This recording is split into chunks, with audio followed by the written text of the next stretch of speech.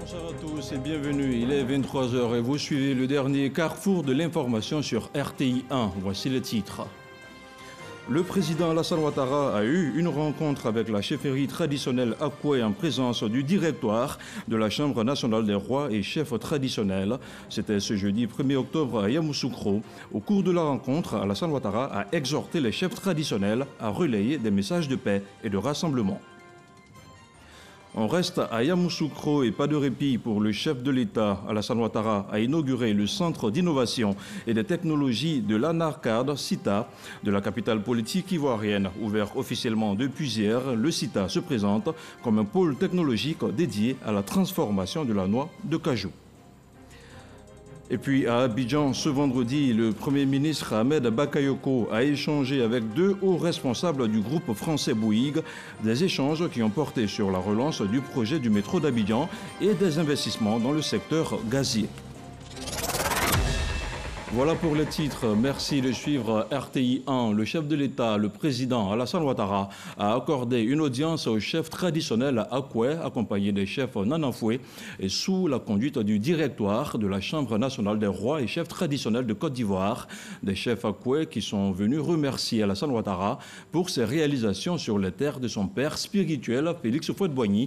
De son côté, le président de la République a appelé les chefs traditionnels à relayer des messages de paix et de rassemblement partout en Côte d'Ivoire. Awa Touré. Bonne nouvelle pour les gardiens des us et coutumes de Côte d'Ivoire. La loi portant composition, attribution et fonctionnement de la Chambre nationale des rois et chefs traditionnels, bientôt une réalité, avec l'adoption ce jeudi 1er octobre 2020 de sa loi organique en commission. Annonce faite par le président de la République Alassane Ouattara lors de l'audience qu'il a accordée à la chefferie Akwe. Sous votre gouvernance, on peut l'affirmer, les rois et chefs traditionnels de Côte d'Ivoire parcourent les plus belles pages de leur histoire. Excellence, Monsieur le Président de la République, l'on se souvient encore que jusqu'en 2014, la chefferie traditionnelle en Côte d'Ivoire était régie par un arrêté colonial, l'arrêté numéro 3206 du 10 octobre 1934, signé du gouverneur Dieudonné François Arrest. Avec l'avènement de leur statut, Monsieur le Président de la République, les chefs traditionnels ont retrouvé toute leur place dans l'ordonnancement institutionnel de la Côte d'Ivoire. Suite aux échanges de nouvelles, Nana Kofi Élysée a traduit au président Alassane Ouattara la reconnaissance des chefs Akwe pour ses actions de développement. Excellence, Monsieur le Président, l'histoire est faite par tous les hommes et non par quelques-uns. Cependant, certaines personnalités marquent leur époque. Vous avez été et vous êtes de tous les bons combats pour faire de la Côte d'Ivoire un pays qui inspire admiration et respect. Merci pour ce que vous faites pour Yamoussoukro.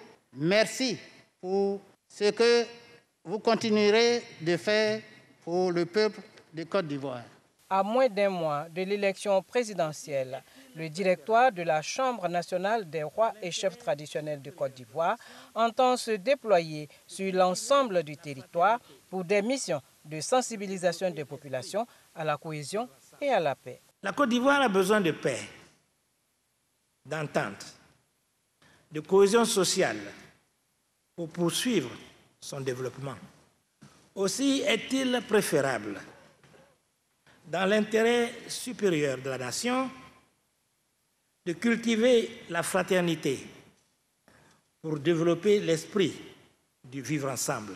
Ces rencontres périodiques avec les têtes couronnées constituent pour le chef de l'État une source d'inspiration.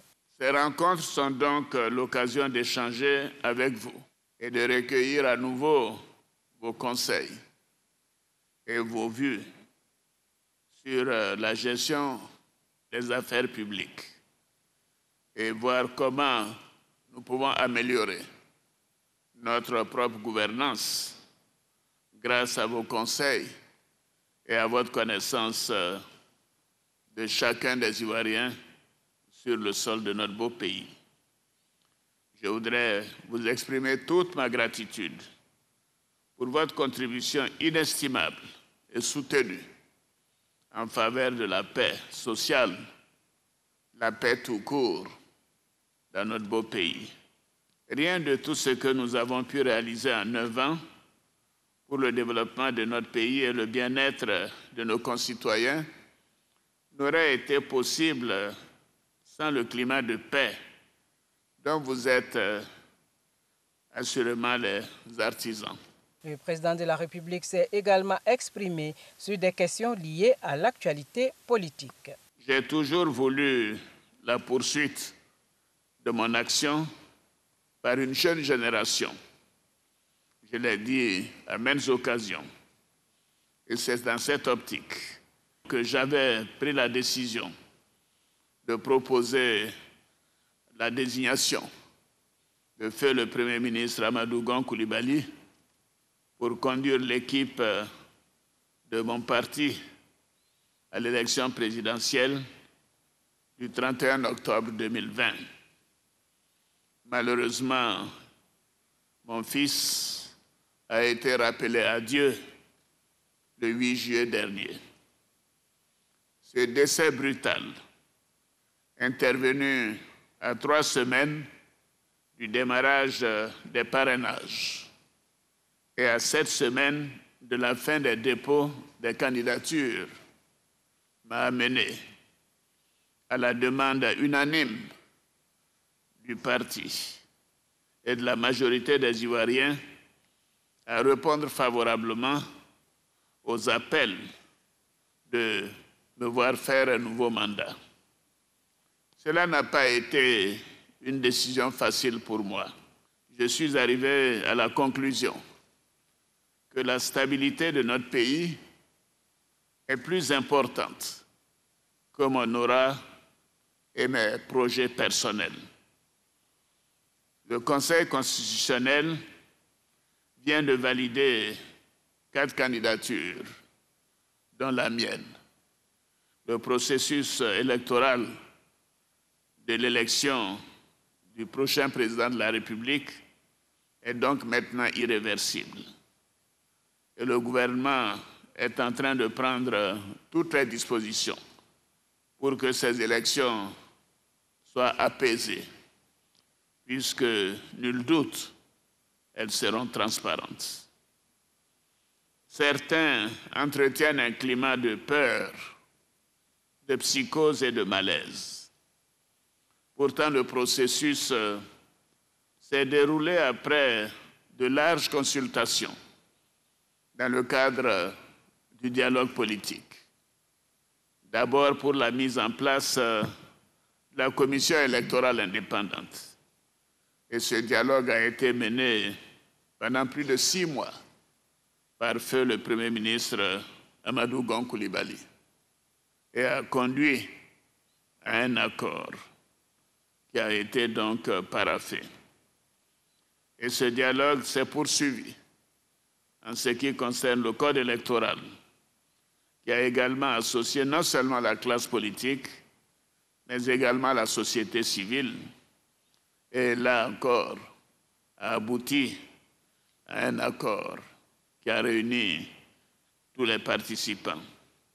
Et je veux surtout insister pour dire que seuls les points d'accord auxquels sont parvenus les participants ont servi de base aux réformes qui ont été introduites, aussi bien pour la recomposition de la commission électorale indépendante que pour le code électoral. Donc, le dialogue a eu lieu.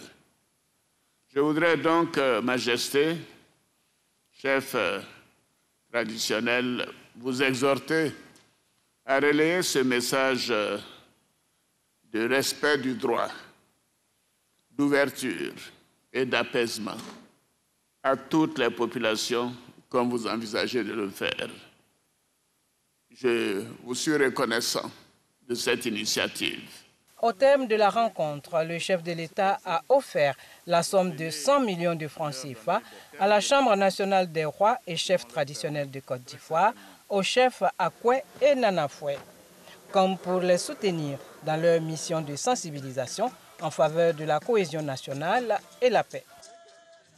Nous sommes à Yamoussoukro et nous y restons à la suite du lancement des Journées nationales du cacao et du chocolat. JNCC, le chef de l'État, Alassane Ouattara, a procédé ce jeudi à l'inauguration du Centre d'innovation et de technologie de l'Anacarde, une mise en route qui marque ainsi pour le Conseil du coton et de l'Anacarde une étape importante dans la réalisation de l'objectif du gouvernement qui est de relever à l'horizon 2025 le taux de transformation locale de noix brutes de cajou de 10 à 50%. Noël Niagno. L'inauguration du Centre d'innovation et des technologies de l'Anacarde, en abrégé CITA, par le président de la République en personne, marque d'une pierre blanche la nouvelle ère de cette spéculation, grosse d'opportunités industrielles. De 10% de taux de transformation actuellement, l'avènement de cette usine-école va le porter à 50% dans 5 ans, c'est-à-dire en 2025. Cela grâce à ces pôles technologiques en matière de conseil, d'expertise, de formation, de normalisation et enfin une plateforme en matière de transformation pour une finalité. Par cette usine, nous entendons traduire votre vision d'une Côte d'Ivoire où l'agro-industrie participe de façon dynamique à la structuration de l'économie et à l'émergence de notre pays. Cette vision s'inscrit dans le prolongement de celle de Félix Houphouët-Boigny, père fondateur de la Côte d'Ivoire moderne, grand planteur. En effet, Houphouët nous a appris à produire, vous, le président, vous êtes en train de nous apprendre à transformer. 1er octobre 2020, un jour mémorable, a souligné dès l'entame de son intervention le ministre de l'Agriculture, Kwasi Adjoumani, avant d'indiquer les nombreux acquis et rappeler la pertinence du centre d'innovation. Sous votre autorité et sous votre vision aussi, d'importantes initiatives ont été engagées pour accroître la proportion de noix de cajou transformées en Côte d'Ivoire afin de soutenir durablement les revenus et le niveau de vie des producteurs. Le Centre d'innovation et de technologie de l'Anacarde, que vous nous faites l'honneur d'inaugurer aujourd'hui, fait partie de cette stratégie. Notre ambition est de continuer à accroître la production de noix brutes et surtout en améliorer la qualité par une assistance de proximité aux producteurs afin de soutenir en liaison avec le ministère du Commerce et de l'Industrie cette industrie naissante du secteur du cajou. Une industrie naissante, porteuse d'espoir et d'espérance pour les jeunes et les femmes. Une satisfaction pour le chef de l'État et son gouvernement. Je suis confiant avec la mise en place de ce centre et tous les moyens qui lui seront donnés, que nous allons très rapidement progresser pour atteindre 30 à 40% de transformation dans les années à venir. Je voudrais donc féliciter le gouvernement, Monsieur le Premier ministre, félicitations à vous, Monsieur le ministre de l'Industrie, et tous ceux qui sont dans la chaîne de mise en œuvre de ce beau projet. Et surtout, c'est à Yamoussoukro, ce qui me fait plaisir, parce que cette mise en place permettra la création de nombreux emplois pour les jeunes de Yamoussoukro et les femmes de Yamoussoukro. Coût du projet, plus de 3 milliards, financé à hauteur de 90% par le Conseil coton Anacarde et le reste par la Banque mondiale. Et depuis hier jeudi 1er octobre, le cacao ivoirien est à l'honneur à Yamoussoukro où les transformateurs locaux ont été nombreux à faire le déplacement pour exposer leur savoir-faire.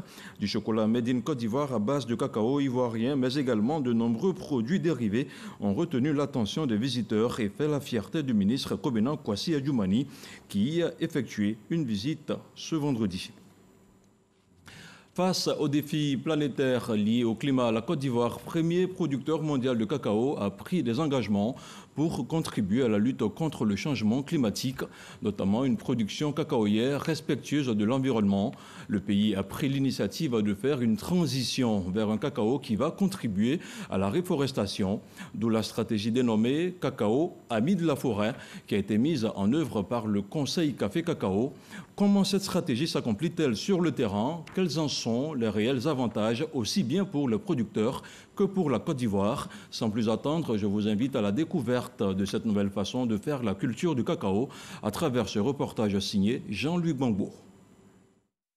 Jacques Kouakou est producteur de cacao dans le département de Daloa depuis plus de 20 ans.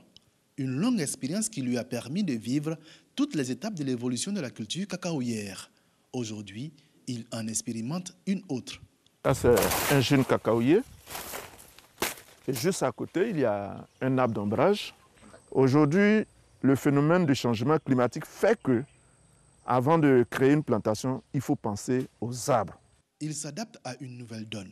Le concept cacao à mine de la forêt, aujourd'hui prôné par le gouvernement ivoirien, lequel concept incite le producteur de cacao à contribuer à la reconstitution du couvert forestier.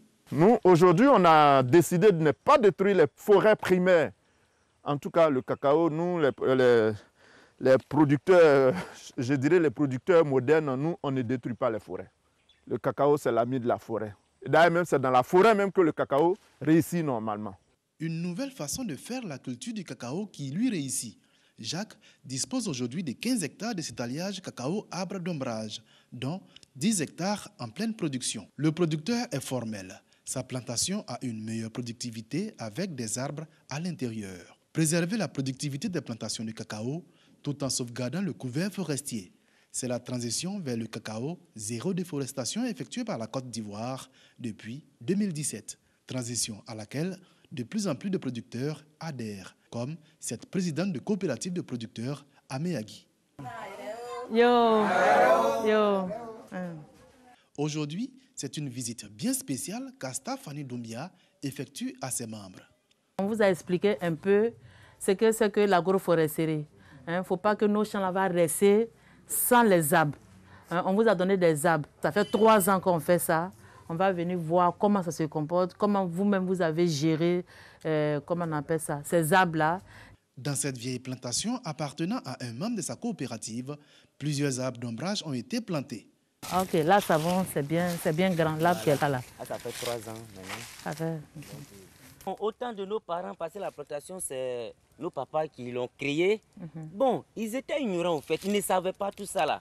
Mais aujourd'hui, les constats sont là et la réalité est là. Nous qui avons pris la relève, vraiment, c'est pas facile. Mais par la grâce de Dieu, je pense qu'il y a un changement. Voilà, au fur et à mesure, on plante des arbres. Chaque année, on nous envoie des arbres, on plante. Et puis, bon, on voit la production avec les bonnes pratiques agricoles. Et puis, tout ça, là, on voit que le rendement s'améliore. C'est donc à cette politique de reboisement initiée par la coopérative de Dame Assata Doumbia que cette plantation, âgée de 32 ans, doit sa survie. Sachez que à travers le combat du Conseil Café Cacao, l'arbre qui est là, ça t'appartient. Ça dans ton champ, ça t'appartient, monsieur. Et donc, quelqu'un ne peut pas venir pour dire que même si c'est devenu gros, pour dire qu'il va venir couper l'arbre là. Mener au moins 50% de ses membres à l'agroforesterie, tel est le défi de la présidente de la coopérative. Et pour y arriver, elle a une arme secrète qui se trouve à Abodankro, un campement situé à une vingtaine de kilomètres de Méagui. Ça va? Ok, le travail, ça se passe bien. Oui. C'est de cette pépinière tenue par des épouses de producteurs de cacao que partent les plants d'arbres qui permettent à la coopérative de reboiser les plantations de cacao. Dans ce site-là, il y a près de 14 000 plants qui est ici et qui est fait par les femmes. C'est une manière pour nous de donner du travail aux femmes. Donc les femmes vont faire la pépinière et après, nous-mêmes, on va payer les arbres. Dans ces arbres-là, comment on appelle ça, avec les femmes, et on va donner gratuitement à nos producteurs. Tech, framiré, fraqué ou encore petit cola, ce sont autant d'espèces qui sont développées par ces femmes et qui seront plantées dans les plantations de cacao de la région. Cette année seulement, on a fait 28 000 arbres. 28 000 arbres cette année. Maintenant, de façon globale, on a autour de 38 à 40 000 arbres. Dans les plantations, chez tous les producteurs. Cette expérience avant-gardiste de la coopérative de Mme Fanny Doumbia est une parfaite illustration de l'initiative Cacao et Forêt sur laquelle s'est aligné le Conseil Café Cacao. Si on ne fait rien du tout, on ne pourra plus produire du cacao parce qu'on ne va pas trouver les conditions idéales. Le Conseil du Café Cacao, aux côtés donc de l'État, a décidé d'accompagner les producteurs à mettre dans leur plantation des arbres. et également à créer de nouvelles forêts dans les zones dites anciennes. Pour se donner les moyens d'honorer ses engagements, à savoir contribuer à la lutte contre le changement climatique, la Côte d'Ivoire a adopté un nouveau code forestier dont l'un des principaux objectifs est de retrouver 20% du couvert forestier. Voilà, c'était pour vous le cacao ami de la forêt, un dossier spécial préparé par Jean-Louis Gbangbo. Jeudi 1er octobre, 5 projets de loi étaient sur la table des parlementaires. Il s'agit d'un projet portant attribution, organisation et fonctionnement de la Chambre des rois et chefs traditionnels qui a connu des modifications. Également sur la table des députés, des projets de loi déterminant la composition, les attributions et le fonctionnement de la Cour de cassation et le Conseil d'État. Les ministres Sidiki Diakité de l'administration du territoire et de la décentralisation et Sanson Kambilé de la justice étaient face aux députés, membres de la Commission des affaires générales et institutionnelles. Les détails des travaux avec Moussa Konaté. Le projet de loi portant composition, attribution et fonctionnement de la Chambre des rois et chefs traditionnels sur la table des députés pour une seconde lecture. Les articles 15, 17 et 20 ont connu des modifications lors de son examen par le Sénat. De l'examen par le Sénat, il est ressorti que sur ces 3 articles, 2 portaient sur les mandats à la fois du président, des vice-présidents, ainsi que des membres du directoire de la Chambre des rois et chefs traditionnels. Ces mandats, qui étaient prévus pour être quelquefois de 3 ans renouvelables une fois pour ce qui concerne les vice-présidents et de 6 ans non renouvelables pour ce qui concerne les membres du directoire, ont été donc réaménagés pour que désormais ces mandats soient simplement renouvelables. Après le ministre Sidiki Diakité, c'est au tour du ministre de la Justice pour l'examen de 4 projets de loi, dont les projets de loi déterminant les attributions, la composition, l'organisation et le fonctionnement de la Cour de cassation et le Conseil d'État. Des projets de loi adoptés par les députés, membres de la Commission des affaires générales et institutionnelles. Dans le souci d'une rationalisation institutionnelle en vue de meilleur fonctionnement des institutions judiciaires, la Cour de cassation et le Conseil d'État ont été érigés en institutions juridictionnelles, à l'instar de la Cour des comptes. Ces 3 institutions juridictionnelles seront désormais représentatives du pouvoir judiciaire. Cette réforme a eu pour conséquence la disparition de la Cour suprême. Les députés ont aussi adopté le projet de loi déterminant la composition, les attributions et le fonctionnement du tribunal des conflits, une juridiction chargée du règlement des conflits de compétences entre la Cour de cassation, le Conseil d'État et la Cour des comptes. Également adopté le projet de loi déterminant la composition et le fonctionnement du parquet près de la Cour de cassation et le Conseil d'État qui est dirigé par un procureur général assurant la fonction de ministère public.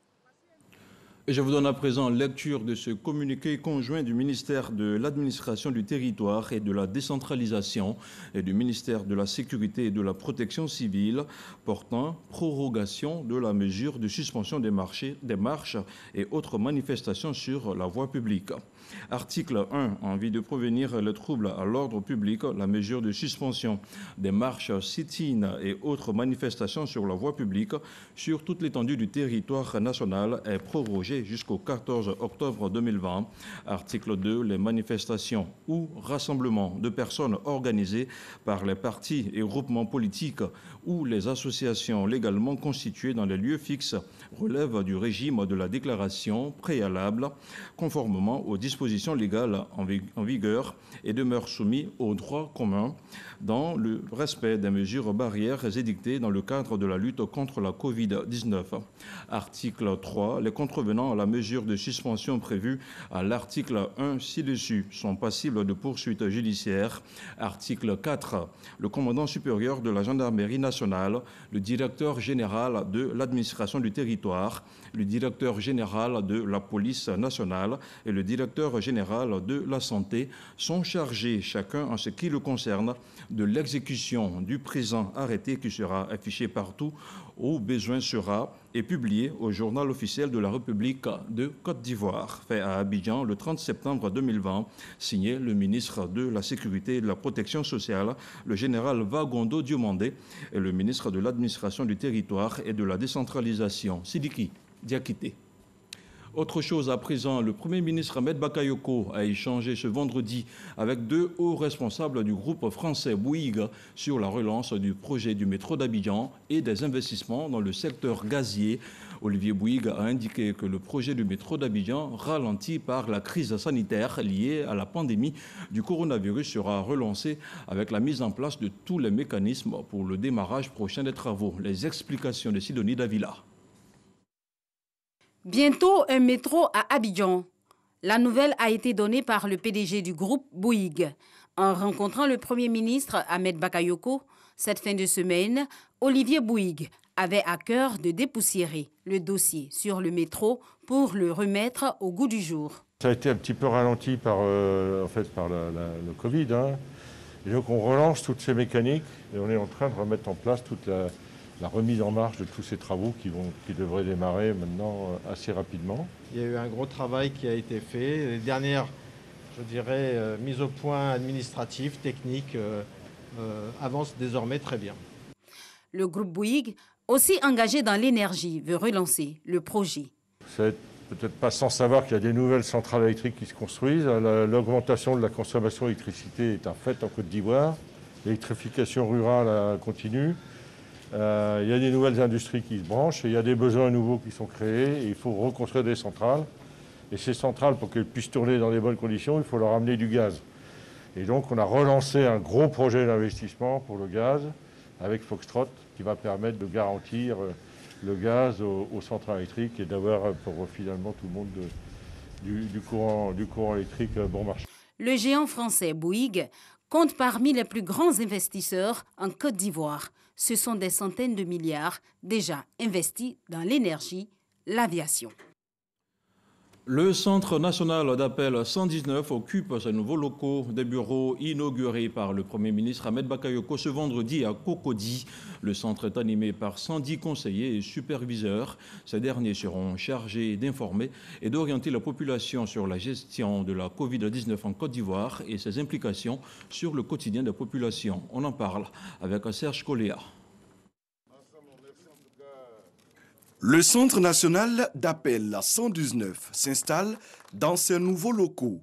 L'édifice est situé au carrefour Alassane Ouattara, à la Riviera Palmeraie, dans la commune de Cocody. Le Premier ministre Ahmed Bakayoko a inauguré les nouveaux bureaux. C'est ici que seront désormais traitées toutes les préoccupations des populations en termes de communication liées à la Covid-19. Pendant 5 mois, le gouvernement ivoirien a bénéficié du soutien de Orange à Côte d'Ivoire qui a abrité les locaux provisoires de ce centre. Le Centre national d'appel 119 a une capacité de réception quotidienne qui peut aller jusqu'à plus de 50 000 appels, comme c'était le cas au plus fort de la pandémie. Le chef du gouvernement a pu d'ailleurs s'en rendre compte. Monsieur Charles, bonjour. Je suis le Premier ministre Ahmed Bakayoko. Non, ne vous inclinez pas. Alors, qu'est-ce qu'on peut pour vous? Ah, les frontières. Oui, les frontières aériennes sont ouvertes. Et puis, mais à des conditions. La condition de faire son test. Pour s'assurer que vous ne partez pas malade. Et puis, nous aussi, on veille à ce que ceux qui rentrent en Côte d'Ivoire ne soient pas malades pour contaminer. Non, je vous en prie, à votre service. Merci. Au revoir.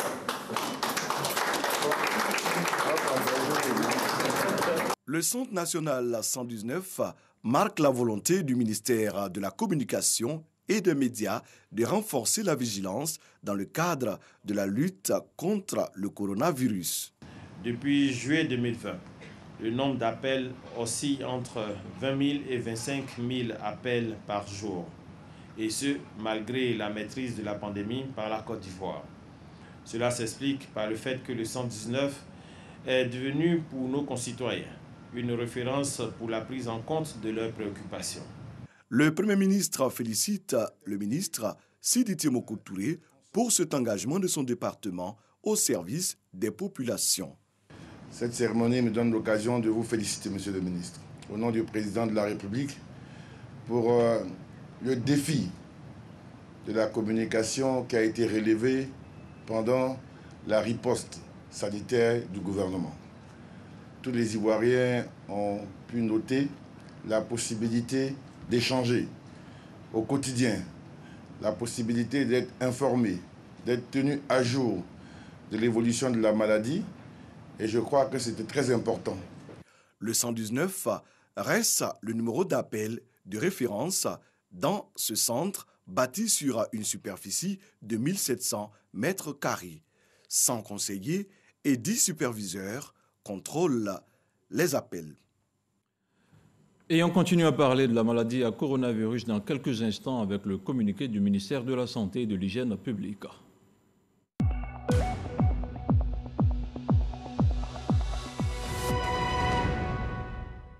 Le ministère de la Santé et de l'Hygiène publique a enregistré ce jour, vendredi 2 octobre 2020, 38 nouveaux cas de Covid-19 sur 1124 échantillons prélevés, soit 3,4% de cas positifs, 37 guéris et 0 décès. À la date du 2 octobre, la Côte d'Ivoire compte donc 19 793 cas confirmés, dont 19 357 personnes guéries, 120 décès et 316 cas actifs. Le nombre total d'échantillons est de 164 839. La lutte contre le cancer du sein se passe aussi à l'hôpital Mère-Enfant de Bingerville. L'hospice vient de lancer sa campagne dénommée « Mes seins sains » en vue de dépister un bon nombre de femmes.